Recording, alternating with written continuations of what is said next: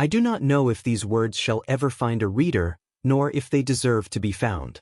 I set them down not for fame, nor for amusement, and certainly not for moral instruction, for what morality could possibly be gleaned from such an affair? I write them only because the burden of knowledge has become insufferable, and this paper is the sole confidant to whom I can entrust my dreadful tale. This is not a confession, for I hope for no absolution. It is a testimony. A testimony to the events that transpired in our remote corner of the Appalachian foothills, in the settlement of Blackwater, in the autumn of the Lord's year 1887. Our community has always been a quiet place, set apart from the bustling world. We lived as our fathers and grandfathers had lived. We tended our flocks on the rugged slopes, felled timber from the forest that encircled our cabins like a dark wall, and observed the old ways with a reverence and fear that outweighed any decree from a distant state capital. Our faith was a mixture of fervent baptism and older, superstitious customs, rooted here more deeply than the centuries-old oaks. We believed in spirits in the woods and omens in the sky, in ghosts that haunted the mountain hollers, and in the land itself having a will, one that did not suffer fools. It was a hard life, but one of order, until that order was shattered. The woman at the heart of this tragedy was named Eleanor Vance. She was not born among us, but had come from a more genteel part of Virginia some 5 years prior, a fact which forever marked her as an outsider. She was married to John Vance, a stoic and well-respected blacksmith, a man of few words and strong hands. When she arrived, she was a vision that stirred both admiration and unease. She had hair the color of spun gold and eyes of a peculiar, light gray, like the sky before a storm. There was a delicacy to her, a refinement in her speech and manner that seemed ill-suited to the rough-hewn logs and muddy tracks of Blackwater. She was quiet, often seen walking along the edges of the deep woods, her gaze distant, as if listening for a song only she could hear. For a time, there was peace. Eleanor kept to herself, tending her small garden and the home John built for them. She bore him 2 children in swift succession, a boy named Thomas and a girl, Lily. They were beautiful children, with their mother's fair hair and their father's sturdy constitution. For a year or 2 all seemed well. John was proud, and a measure of contentment seemed to settle upon their household. We, their neighbors, thought the outsider had been successfully woven into the fabric of our community. The first change was subtle. Eleanor was seen less and less in the settlement. When she did appear, her once neat appearance was sometimes disheveled, her dress misbuttoned, her hair loosely tied. Her greetings, once softly polite, became mumbled and abrupt. She would sometimes be observed standing perfectly still in her doorway, staring out at the forbidding woods for hours on end. The women of the settlement would click their tongues and speak of a nervous condition that had taken hold of her. Old Agnes, the healer, who knew more of remedies and human ailments than any other, declared it a sickness of the spirit, brought on by the long, isolating winters and the oppressive shadow of the mountains. John, a private man, dismissed their concerns. He loved his wife with a fierce, unyielding loyalty. He told Pastor Miller, our circuit preacher, that she was merely tired, that the care of 2 young children was a heavy burden.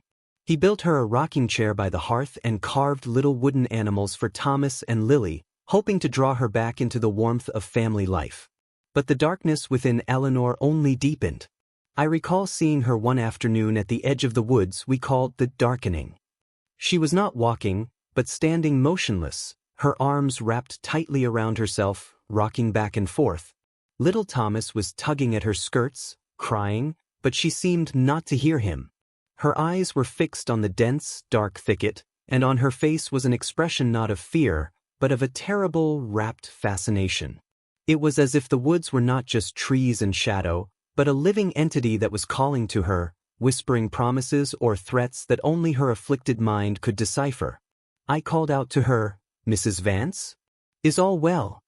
She started violently, as if waking from a deep sleep. Her gray eyes focused on me, wide and startled. For a moment, there was no recognition in them, only a blank, animal panic. Then it passed. She smoothed her skirts, picked up her weeping son, and murmured an apology I could barely hear before hurrying back towards her cabin. I stood there for a long while, Watching her go, a cold knot of foreboding tightening in my stomach. I knew then, with a certainty that chilled my soul, that the peace of Blackwater was a fragile veneer, and beneath it, something dreadful was stirring. The story of Eleanor Vance was not one of simple nervous exhaustion. It was a descent into a darkness from which there could be no return, and she, poor soul, was pulling her innocent children down with her. The foreboding I felt that day by the darkening did not abate. It festered. The seasons turned, and the vibrant greens of summer gave way to the fiery death shroud of autumn. The air grew sharp, and the wind carried down from the mountain peaks a breath of the coming winter. It was during this time of decay and transition that Eleanor Vance's condition worsened markedly. The whispers in the settlement, once confined to the women at the well, became open discussion among the men at the general store. She was seen at strange hours, wandering the paths close to the tree line, her thin shawl clutched about her shoulders, her feet bare and caked with mud. Her once luminous eyes were now sunken and hollow, two dark pools of a profound and unsettling vacancy.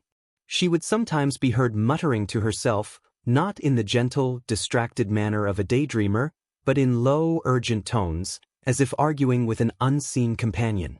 The children, Thomas and Lily, were seen less frequently, and when they were, a perceptible stillness had fallen upon them.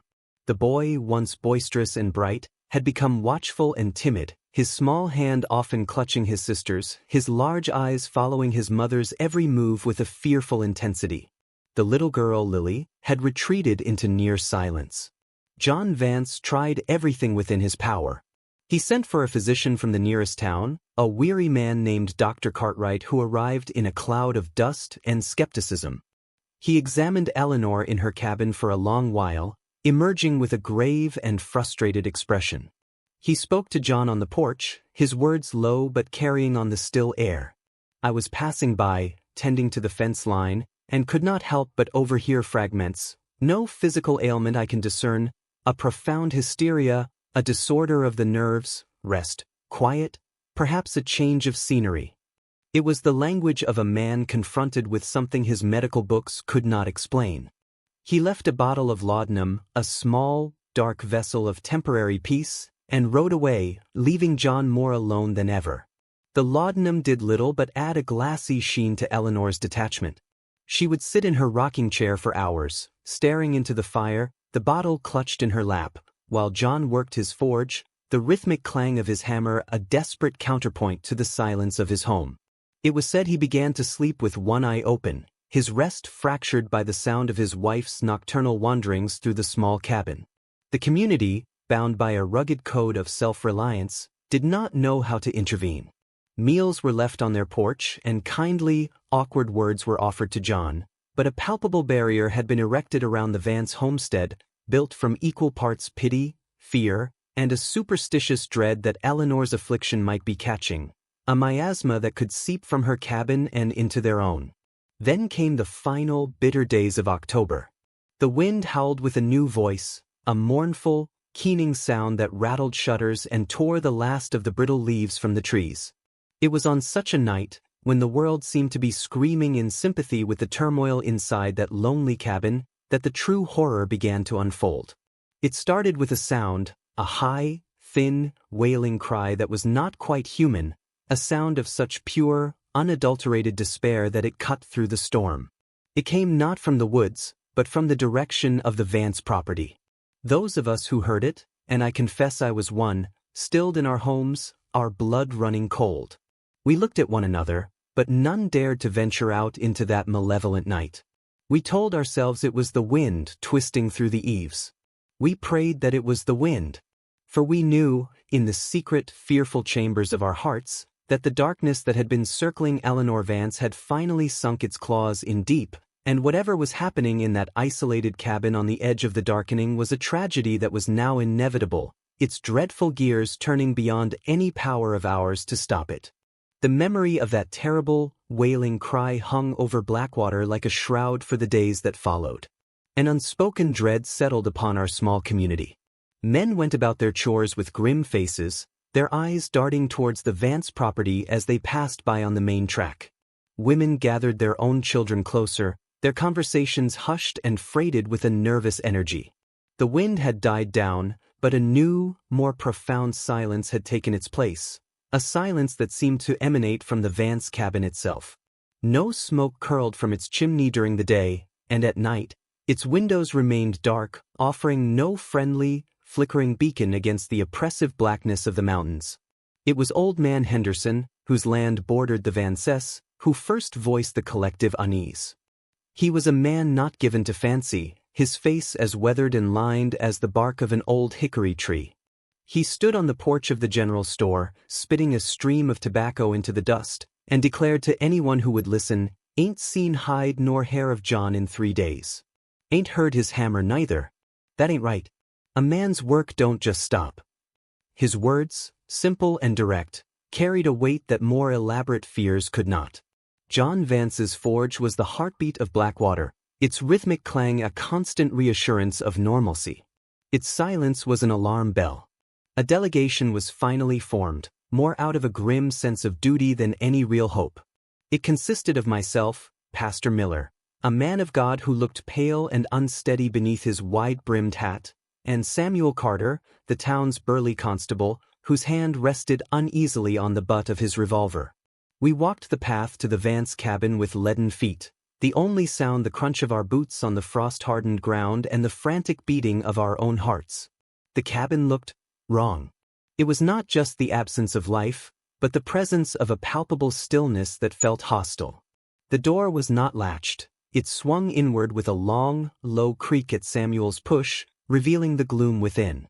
The smell hit us first, a thick, coppery, sickly sweet odor that we all recognized on some primal level, though none of us had encountered it in such concentration.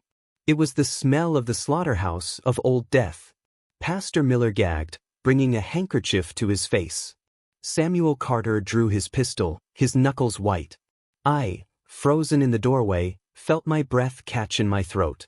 The main room was a scene of domesticity frozen in a moment of unspeakable horror.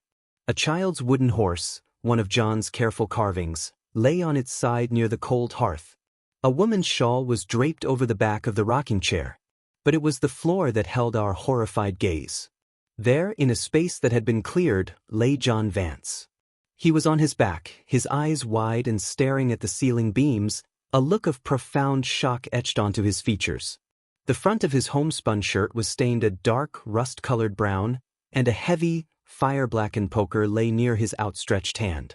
It was clear there had been a struggle, a violent one. But the true horror, the sight that would sear itself onto the back of my eyelids for all my remaining days, was what we found in the small bedroom. The 2 children, Thomas and Lily, were tucked into their shared bed.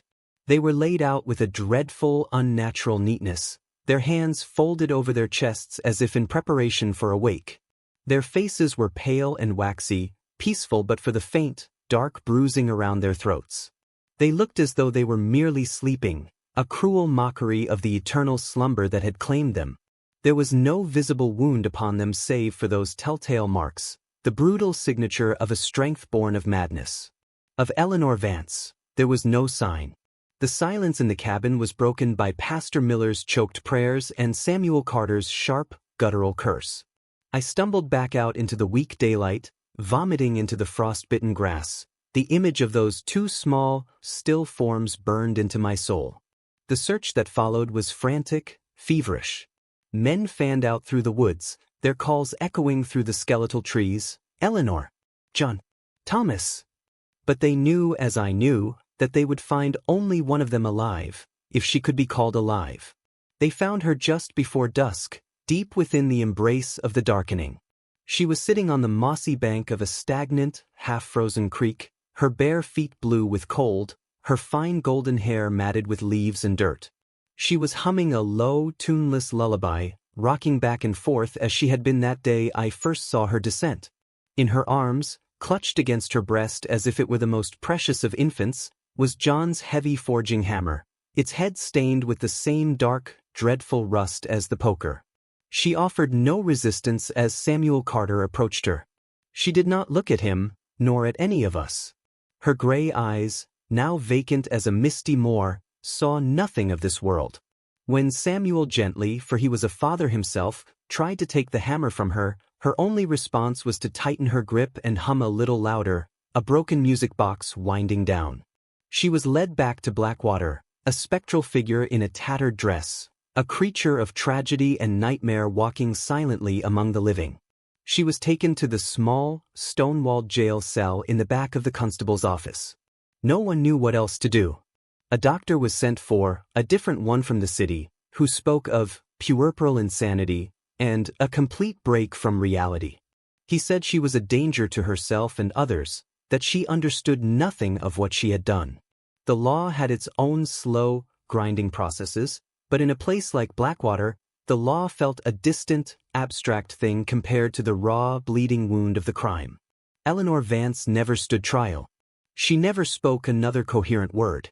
She would sit in her cell, sometimes rocking, sometimes staring at the wall, sometimes crooning that same, mindless lullaby.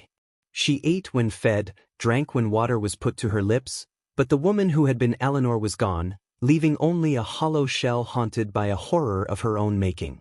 She died within the year, of a fever that the doctor said her broken spirit had no will to fight. She was buried in an unmarked plot at the far edge of the cemetery, away from the graves of her husband and children, away from the decent, God-fearing folk of Blackwater. And so, the official story was written. A woman, driven mad by the isolation and the burdens of motherhood, had slain her family in a fit of insanity before succumbing to her own derangement. It was a tidy, terrible end. But for those of us who were there, who saw the dreadful, neat arrangement of the children, who heard the echoes of that final, wailing night, the story was not so simple. The official record spoke of a broken mind. But in the quiet of the night, when the wind howls just so through the pines, we remember the tales our grandparents told, of the old spirits of these mountains, of things that could whisper into a vulnerable soul and twist a mother's love into something monstrous. We are left to wonder if what took hold of Eleanor Vance was a sickness from within, or if it was something far, far older that slithered in from the darkening when she was at her weakest, and used her hands to perform a sacrifice whose purpose we dare not guess. The burial of the Vance family was a somber, joyless affair that did little to cleanse the stain of their demise from our collective conscience. John and the children were laid to rest in a single, shared plot under a bare-limbed oak in the Blackwater cemetery. Pastor Miller's words were hollow, stripped of their usual comfort, falling upon a congregation of stone-faced men and weeping women who clutched their own little ones tightly.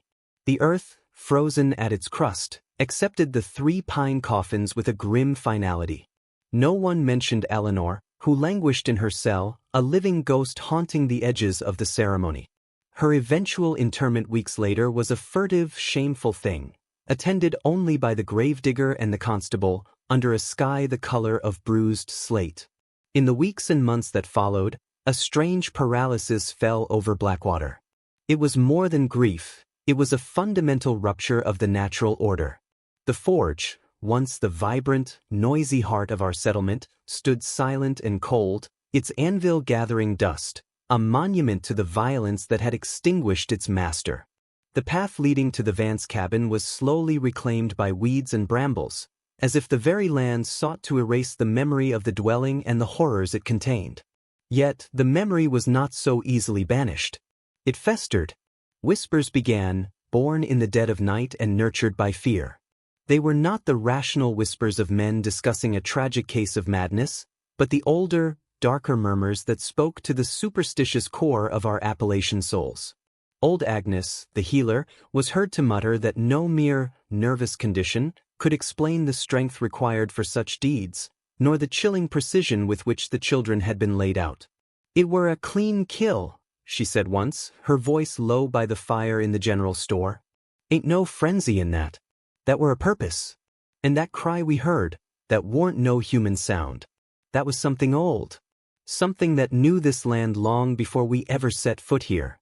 The focus of this unease began to shift from Eleanor herself to the place where she had been found, the darkening. The woods had always been a place of caution, but now they became a place of active dread. Men would return from hunting empty-handed, speaking of a bad feeling deep in the thickets, a sense of being watched by unseen eyes. Lost livestock were found days later, their bodies unmarked but frozen in poses of sheer terror. A child's ball, left out in a yard, would be found the next morning at the very edge of the tree line, as if placed there. Small things, insignificant on their own, but together they wove a tapestry of mounting terror. It was young Billy Peterson, a lad of no more than 12, who gave the fear a name.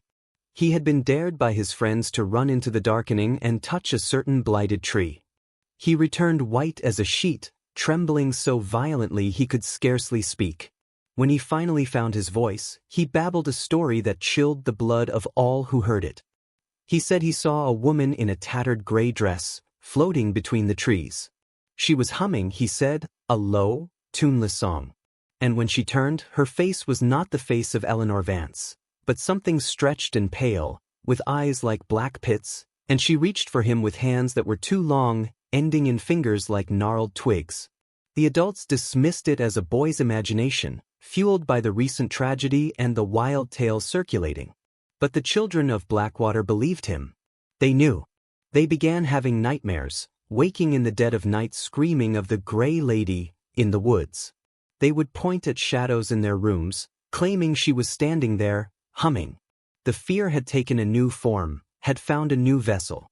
Eleanor Vance was dead and buried, but the thing that had worn her skin, the malevolence that had spoken through her voice and guided her hands, was not. It had been stirred from its ancient slumber by her suffering, and now, having tasted the potent energy of a shattered family, it had decided to stay.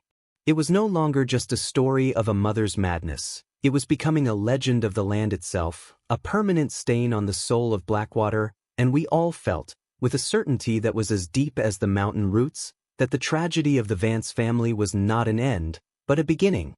The legend of the Gray Lady, born from Billy Peterson's terrified account, did not fade with the turning of the seasons.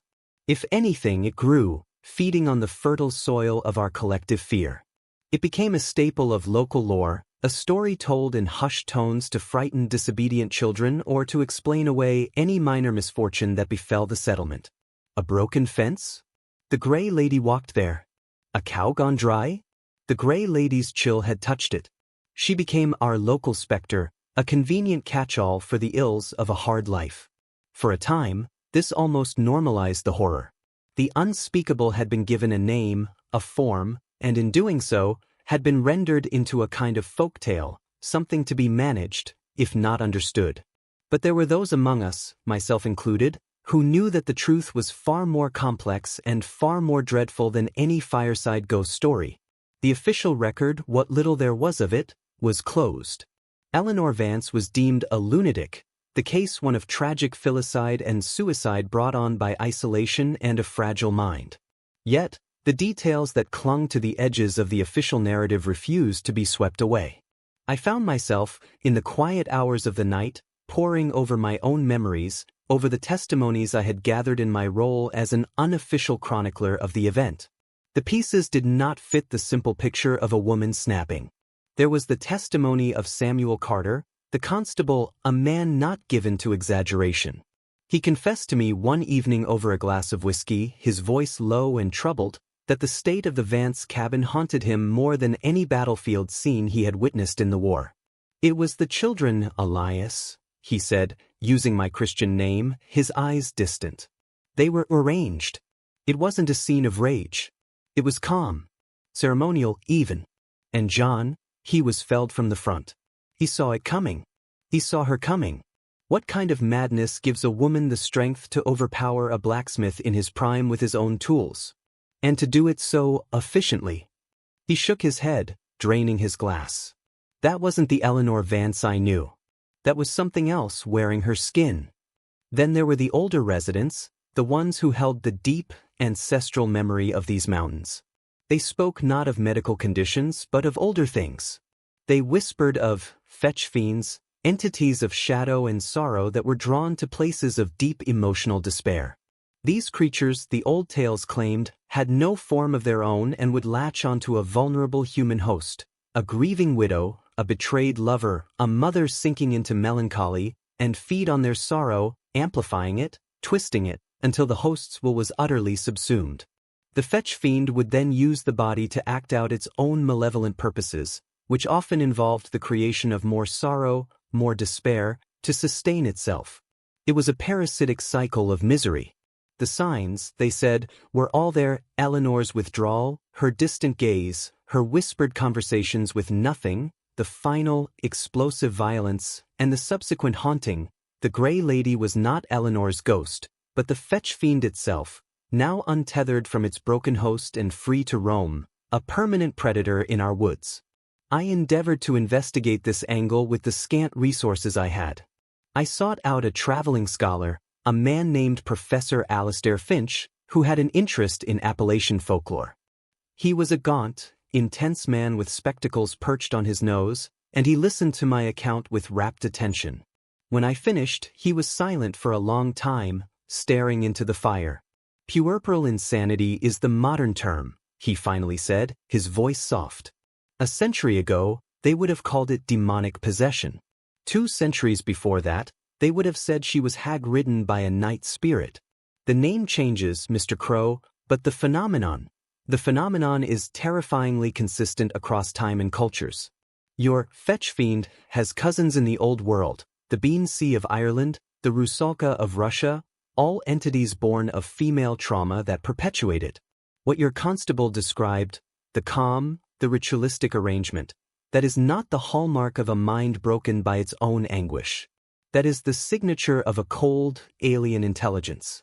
A mind that understands human emotion only as a tool, as a weapon. He leaned forward, his eyes gleaming in the firelight. You speak of the haunting now of this Grey Lady. If it is merely the ghost of the poor Vance woman, why would its appearance be so distorted? The elongated limbs, the black eyes? That is not how one remembers a neighbor. That is how the subconscious mind perceives the entity that used her. The folk memory is often more accurate than the court transcript. They are not seeing Eleanor Vance. They are seeing the thing that wore her. His words solidified the gnawing dread in my gut. The tragedy was not a simple, if horrific, case of murder-suicide. We had been the witnesses to an ancient, cyclical evil. Eleanor Vance was not the monster, she was its first victim. The true horror was that the monster was still here, immortal, patient, and hungry. It had found a home in the shadows of our woods and in the dark corners of our fears. The Vance family was its most recent feast, but it would not be its last. The humming in the woods, the sightings of the distorted form, these were not the echoes of a past event. They were the signs of a predator stalking new prey, waiting for the next vulnerable soul to cross its path, waiting for the next wave of sorrow to wash over Blackwater. We had buried our dead, but we had allowed the source of the plague to remain, and it was only a matter of time before it fed again. The story was not over. We were merely in the eye of the storm, in a false calm that promised an even greater devastation to come.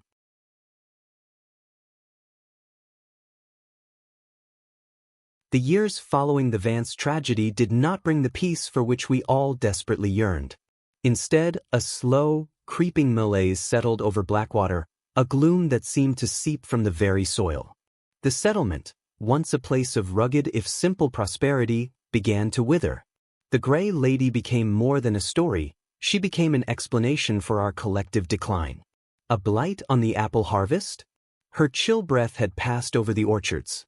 A well running mysteriously dry? She had drunk from it, poisoning the source.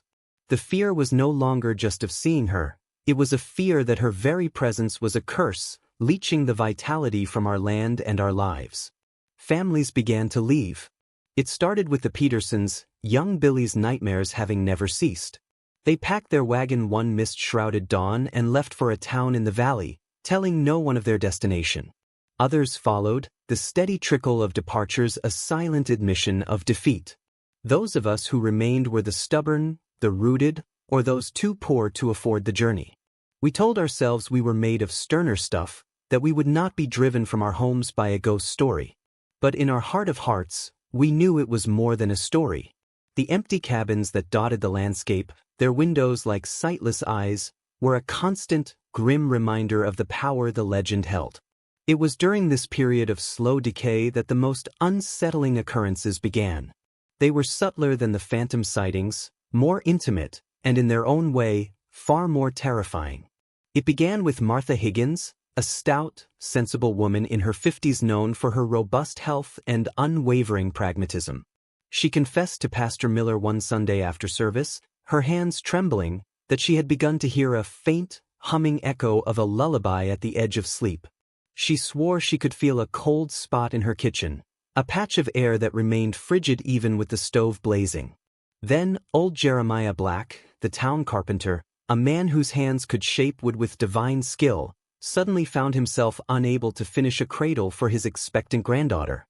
He told me in a hushed, ashamed voice that every time he picked up his tools, a wave of profound, inexplicable sorrow would wash over him, and his mind would be filled with the image of those two small, still forms in the Vance cabin. His workshop, once his sanctuary, now felt tainted. These were not the frantic accounts of frightened children. These were the sober, terrified testimonies of hardened, rational adults. The phenomenon was no longer confined to the woods. It was seeping into our homes, into our minds. It was as if the entity, the fetch fiend, having established its territory, was now testing the boundaries, probing the emotional defenses of those who remained, looking for a new crack, a new vessel of sorrow to exploit. The climax of this insidious campaign came with the Miller family. Benjamin Miller, the pastor's own son, and his wife Clara lost their firstborn infant to a sudden fever. It was a crushing blow, the kind of grief that hollows a person out. The entire settlement mourned with them. But Clara, a gentle woman with eyes the color of a summer sky, did not emerge from her grief. She retreated into a deep, silent melancholy, much as Eleanor Vance had years before. She would sit for hours in her rocking chair, staring out the window towards the darkening. The community watched her with a mounting, horrified sense of déjà vu. We brought her food, offered prayers, tried to draw her out, but a wall of despair had descended around her. Then, one evening, young Benjamin found her not in her chair, but standing in the nursery, which had been left untouched since the baby's death. She was holding the infant's christening gown, and she was humming. It was a low, tuneless hum, the same one that Billy Peterson had described, the same one that Martha Higgins had heard at the edge of her dreams. When Benjamin called her name, she turned, and he told his father later, his face ashen, that for a fleeting moment, her eyes were not her own. They were flat, gray, and depthless, like tarnished silver. Panic, cold and sharp, lanced through Blackwater. This was no longer a haunting, it was an infestation. The pattern was repeating itself, and we were powerless to stop it. Pastor Miller, a man whose faith had always been his rock, was shaken to his core. He organized a prayer vigil, a desperate attempt to reclaim our settlement from the encroaching darkness. Nearly every remaining soul in Blackwater gathered in the small church, our voices raised in hymns that sounded frail and pitiful against the vast, listening silence of the night outside. We prayed for deliverance, for protection for Clara Miller, for our very souls. But as we prayed, a sound began to weave its way through our psalms, faint at first, then growing steadily clearer. It was the sound of humming. It was not coming from outside the church. It seemed to emanate from the very walls, from the floorboards beneath our feet, a cold, dissonant counterpoint to our fervent prayers. It was the lullaby. The Gray Lady was no longer just in the woods. She was here, in God's own house, and she was answering our prayers with a promise of her own. The fetch fiend had found its new vessel, and the storm that had been gathering for years was finally about to break. Our vigil was not a defense, it was a wake. The humming in the church did not simply fade away. It was as if the sound had been absorbed by the very timber and stone, leaving behind a silence more profound and threatening than any noise. The prayer vigil shattered into panicked disarray. Women wept openly, men clutched their families, and all pretense of solemnity was lost in the face of this direct, intimate violation of our last sanctuary. We fled into the night, not as a congregation, but as a scattered flock, each person desperate for the false security of their own four walls. The church, once the symbolic heart of Blackwater, was now just another haunted place. In the days that followed, the settlement existed in a state of siege. Doors were barred before dusk, and rifles were kept loaded by bedsides. But our enemy was not one that could be kept out with lock and lead. The manifestations grew bolder, more personal. Clara Miller was now rarely seen, and when she was, the change in her was palpable. The gentle light in her eyes had been extinguished, replaced by the same vacant stare we remembered from Eleanor Vance. She moved with a languid, almost floating gait, and the humming was her constant companion. Her husband, Benjamin, aged a decade in a week, his face a mask of helpless despair. He confided in my wife, his voice breaking, that he would wake to find her standing over his bed, just staring, her expression utterly blank, the humming a soft vibration in her throat. The atmosphere in Blackwater grew thick with a psychic miasma. It felt as though the very air was heavy with unshed tears and a sorrow so ancient it had grown sentient. The wildlife seemed to feel it too. Birdsong became scarce, and the woods were preternaturally quiet, as if all of nature was holding its breath. The darkening no longer seemed like a separate place. Its border was now the edge of every shadow in our settlement. It was then that the final, most terrifying phase began. It started with the children again. They stopped speaking of the Gray Lady as a figure in the woods. Now they whispered that she was in their homes. They would point to empty corners, claiming she stood there, watching. They said she didn't want to hurt them, she wanted to sing them to sleep. The phrase, uttered in the innocent, matter-of-fact tone of a child, was more chilling than any scream. We realized with a dawning, gut-wrenching horror that the entity was not just fixated on Clara. It was surveying the entire settlement, and its ultimate interest, its grisly specialty, was the innocence of children. It was cultivating a garden of sorrow, and our young were its chosen blossoms. A desperate council was held at my house. Samuel Carter, Pastor Miller, Old Man Henderson, and a few other steadier heads were present. The mood was one of grim resignation. We could not fight this with prayers or pistols. We were dealing with a pestilence of the spirit. "We have to get Clara out of here," Samuel stated, his voice rough with exhaustion. "Get her to her family in Lexington. Break its hold." "And if it follows her?" I asked, the professor's words about the entity being a cyclical, self-perpetuating evil echoing in my mind. "Do we simply export our curse to another community?" "Then what?" Pastor Miller cried, his faith clearly in tatters. "Do we perform an exorcism? This is not some demon from a Catholic tome. This is a thing of these hills, older than our Christ. What holy water, what Latin prayer, can drive out a shadow that was here before the first cross was ever raised?" It was Old Man Henderson, the least educated but most intuitively wise among us, who offered the bleakest solution. "Some places are just bad," he rasped, spitting into the fire. "Some ground is just sour. The Indians knew it. They avoided this hollow for a reason. We built here anyway. We thought we knew better." He looked around at our faces, his own a roadmap of hard living. "Maybe the only way to beat a thing like this is to starve it. No sorrow for it to feed on. No families for it to break." He was suggesting the unthinkable, the abandonment of Blackwater. The complete and total surrender of our homes, our histories, our very way of life to this entity. It was a notion so catastrophic, so final, that no one could even respond. We sat in silence, the crackling of the fire the only sound, each of us weighing the cost of staying against the unimaginable act of leaving everything behind. The decision was made for us that very night. A piercing scream tore through the settlement, originating from the Miller house. We arrived, Samuel with his revolver drawn, the rest of us with lanterns, to a scene of pure pandemonium. Benjamin Miller was in the front yard, his face a mask of terror, clutching his arm, which was bleeding profusely from a deep gash. Inside, we found Clara. She had barricaded herself in the nursery. She was not humming now. She was speaking, but the voice that came from her was a distorted, guttural rasp, a horrible parody of her own. "So quiet now." The voice slithered from under the door. "Just need to be quiet, just need to sleep." She was repeating the phrases her own deceased child would have heard.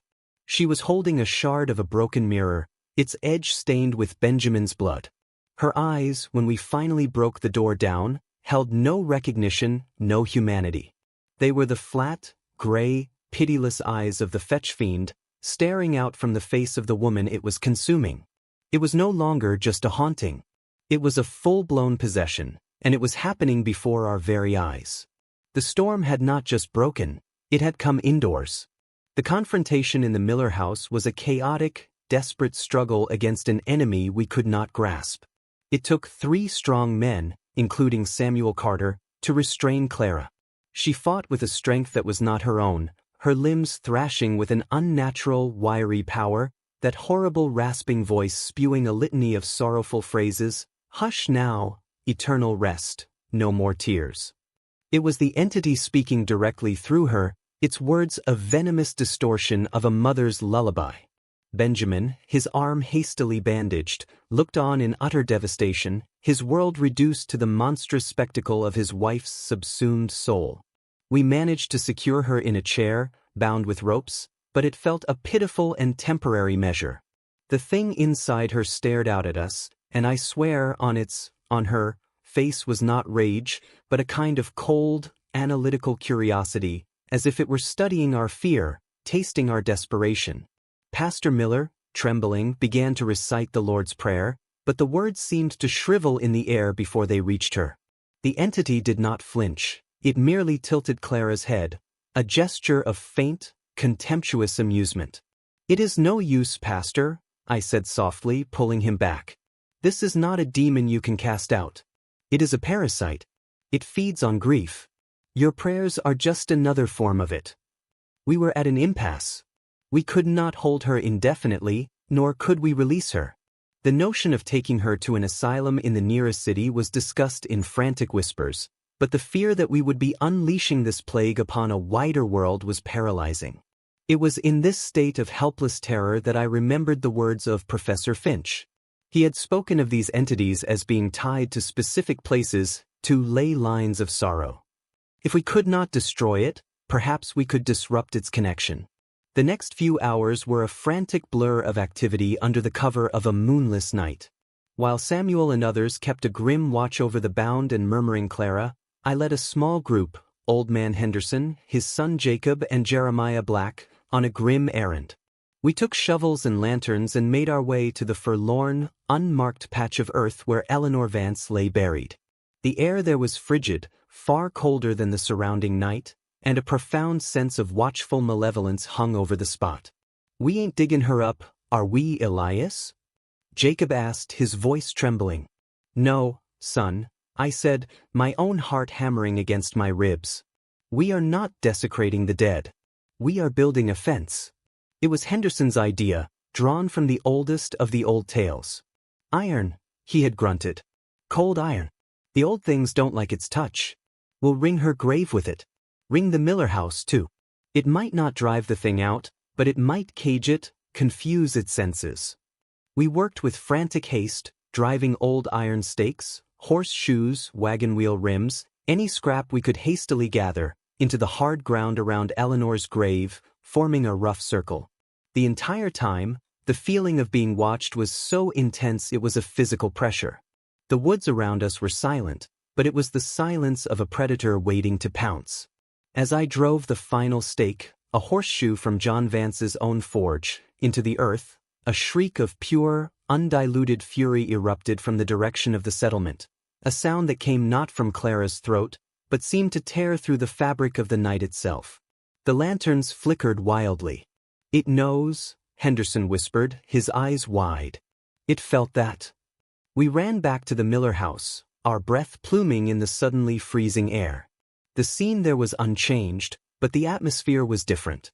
The thing in Clara was now agitated, straining against its bonds, its head whipping from side to side. The humming had returned, but it was now a discordant, furious buzz.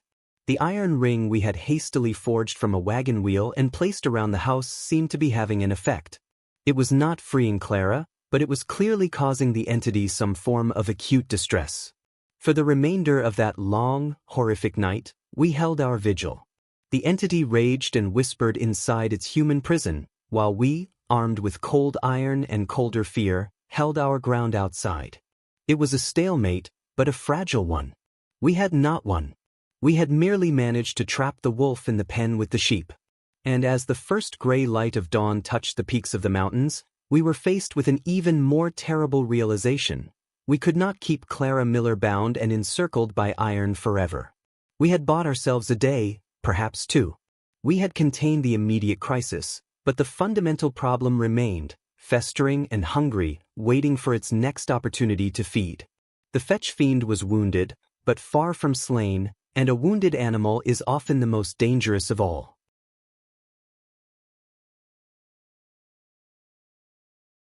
The dawn that broke over Blackwater was the color of lead and ashes, a fitting shroud for our exhausted and broken community. The standoff at the Miller house had left everyone teetering on the brink of collapse. Clara, now silent and unervingly still, remained bound within her iron-ringed prison, a sleeping venom we dared not approach. Benjamin Miller was a ghost of himself, his wound festering not from the cut itself, but from the spiritual poison that had inflicted it. The rest of us moved through the settlement like somnambulists, our nerves frayed to their very ends, jumping at every creak of a branch, every rustle of dead leaves. It was clear that our desperate measures with the iron had only been a temporary reprieve, a tourniquet on a hemorrhaging wound. The entity was not gone. It was merely contained, and its rage was a palpable force that thickened the air around the Miller property. We had gathered what little scraps of iron remained, a few more horseshoes, a broken axe head, some nails, and placed them at the thresholds of every other home, a feeble attempt at creating a network of protective totems. But it felt like building a fence of twigs against a tidal wave. The central, horrifying question remained: what were we to do with Clara? We could not keep her bound indefinitely. It was inhuman. Releasing her was unthinkable. Sending her away risked spreading the contagion. We were trapped in a nightmare of our own making, and the weight of the decision was crushing us. It was on the second day of the siege that the final, most dreadful option was voiced. We had gathered again in my home, the air thick with wood smoke and despair. Samuel Carter, his face gaunt, finally spoke the unspeakable. "There is one final recourse," he began, his voice a low, reluctant rumble. He would not meet anyone's eyes. A permanent containment. Not of the woman, but of the thing inside her. A cold dread trickled down my spine. "What are you suggesting, Samuel?" He looked up then, and his eyes were those of a man who had gazed into an abyss and found his own reflection staring back. The old stories, they don't just speak of iron. They speak of binding. Of laying a spirit to rest by binding it to a place, to an object. Permanently. Pastor Miller gasped. "You cannot be speaking of a killing. Samuel, before God, we are not murderers." "I am not speaking of murder." Samuel snapped, a flash of his old authority returning. "I am speaking of an exorcism of earth and stone. The thing is using her body as its anchor, its gateway into our world. If the anchor is destroyed, while the entity is still tied to it." "The well," Old Man Henderson interrupted, his voice a dry rasp. He had been silent until now, staring into the fire. "The well. The one that went dry last winter. It's deep. Deeper than any grave we could dig. We could seal it in." The room fell into a stunned silence. The old well was a place of local superstition, a dark, stone-lined shaft that was said to have been dug by the first settlers and abandoned when the water turned brackish. It was a place we told children to avoid. The proposal was monstrous. It meant interring a living woman, a neighbor, a pastor's daughter-in-law, in a cold, dark tomb. It was a fate worse than any execution. "You are talking about burying Clara alive," I said, my voice trembling with a mixture of horror and a terrible, creeping understanding. "No," Henderson said, fixing me with his ancient, weary gaze. "We are talking about burying the thing that is wearing Clara. The woman you knew is already gone, Elias. You saw her eyes. What remains is a husk, a puppet. We would be giving that husk a final, sacred duty, to be the coffin for the demon that killed her." The theological and moral implications were dizzying. It was an act of such profound darkness that it threatened to damn every soul involved. Yet, as the hours ticked by and the oppressive presence from the Miller house seemed to grow stronger, As if the entity were gathering its strength for a final, catastrophic push, the unthinkable began to seem like the only possible conclusion. We were not choosing between good and evil, we were choosing between a slow, agonizing death for our entire community and a swift, damnable act of mercy that would sacrifice one already lost soul to save the rest. The debate raged through the day, voices rising and falling in my parlor, arguments clashing with tears, scripture with superstition.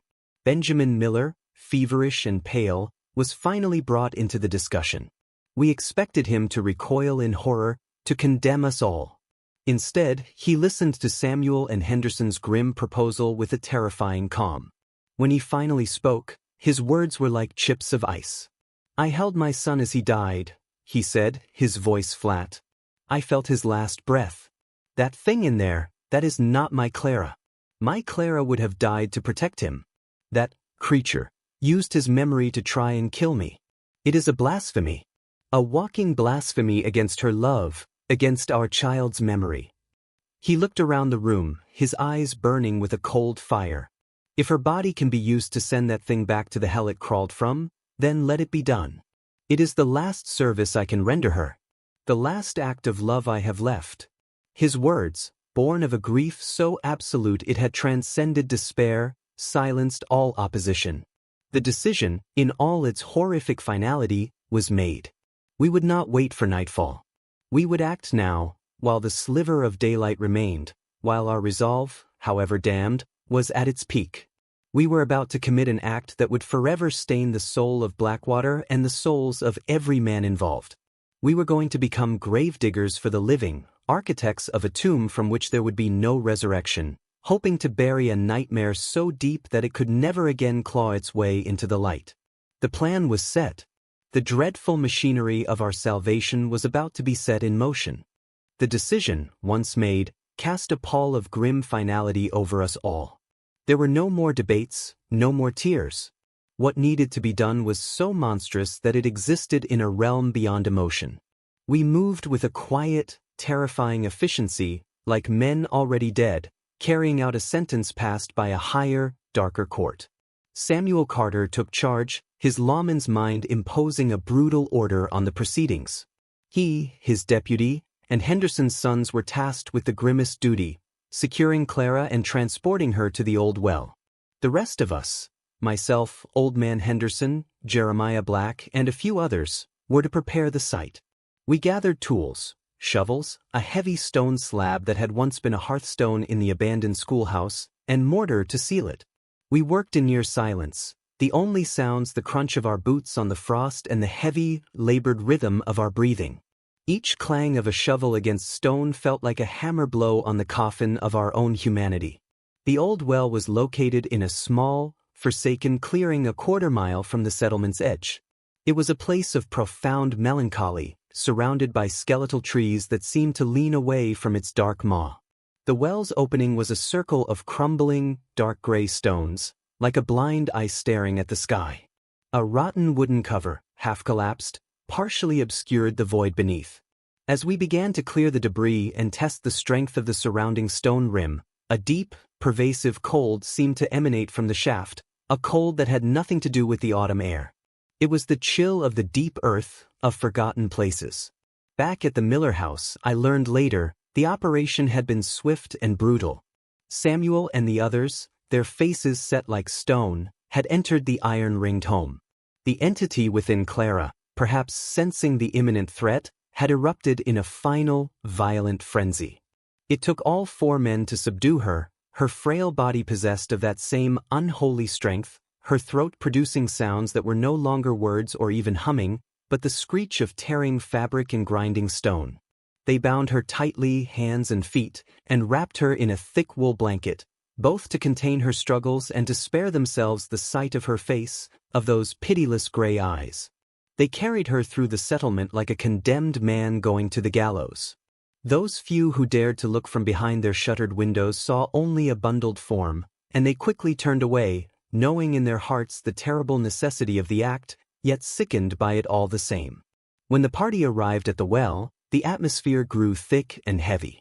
The sky, which had been a flat gray, now seemed to press down upon us. Benjamin Miller was there, supported by Pastor Miller, who had come not to bless this endeavor, but to bear witness, his face a mask of torment, his faith shattered on the rocks of this impossible choice. Samuel looked at me, then at Henderson. "Is it ready?" Henderson gave a single, grim nod. There was no ceremony. No final words. As they brought the writhing, blanket-swathed form to the edge of the well, a sudden, absolute silence fell. The struggle ceased. For a fleeting, heart-rending moment, a soft, confused whimper emerged from the bundle. It was the sound of a lost and frightened woman. It was the sound of Clara Miller. It was the last sound she ever made. In that moment of heartbreaking humanity, Samuel and the others heaved the bundle into the open mouth of the well. There was no scream, only a rustle of cloth and a final, sickening thud that echoed from the depths, a sound that seemed to go on forever, growing fainter and fainter until it was swallowed by the silence. The silence that followed was more terrible than any noise. It was broken by Benjamin Miller's ragged sob, a raw, torn sound that seemed to come from the very core of his being. "Now!" Henderson barked, his voice cracking. We moved like automatons. The heavy hearthstone was dragged over the opening, sealing the well with a solid, final thud. Then we fell upon it with the mortar, slathering the thick, gray paste around the edges, sealing the cracks, working with a frantic, desperate energy. We were not just sealing a well, we were building a tomb, a prison, a monument to our own damnation. We worked until every chink was filled, until the slab was an unbreachable part of the stone rim. When it was done, we stood back, our hands stained with mortar, our souls stained with something far darker. We were panting, not from exertion, but from the sheer, soul-crushing weight of what we had done.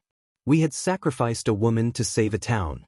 We had committed an act of unspeakable evil in the hope of achieving a greater good. And as we stood there in the gathering twilight, looking at the sealed well, we all felt the same chilling certainty, that the silence from the depths was not an end, but a new kind of beginning. We had not destroyed the entity. We had only imprisoned it. And we had made its prison the very heart of our community's darkest secret. The fetch fiend was now bound to Blackwater not just by sorrow, but by a blood sacrifice, and its silence felt more like a promise than a peace. The days that followed the interment at the well were shrouded in a silence that was itself a presence. The oppressive weight that had hung over Blackwater for so long seemed to have lifted, but it was not replaced by relief. Instead, a hollow emptiness settled in its place, a void where sound and emotion alike seemed to die. The birds did not return to sing. The wind seemed to avoid the clearing where the sealed well stood. The settlement existed in a state of suspended animation, its people moving through their chores like ghosts, their eyes avoiding one another, their conversations reduced to the barest necessities. The immediate, terrifying manifestations had ceased. The humming was gone. No one reported seeing the Gray Lady. The iron stakes around the Miller house and Eleanor Vance's grave were pulled up, their purpose served, their presence a too painful reminder. But the absence of the horror was, in its own way, as unsettling as its presence had been. We had become so accustomed to living under a state of siege that the sudden quiet felt deceptive, like the calm at the eye of a hurricane. We waited, nerves frayed, for the other shoe to drop. It never did, not in the way we expected. There was no grand return, no spectral vengeance. The entity, it seemed, had been successfully bound. But its legacy was a poison that had seeped into our very foundations. Blackwater was dying not with a bang, but with a whimper. The departure of families, which had been a trickle, became a steady stream. The Petersons' abandonment was followed by the Carters, then the Higgins family.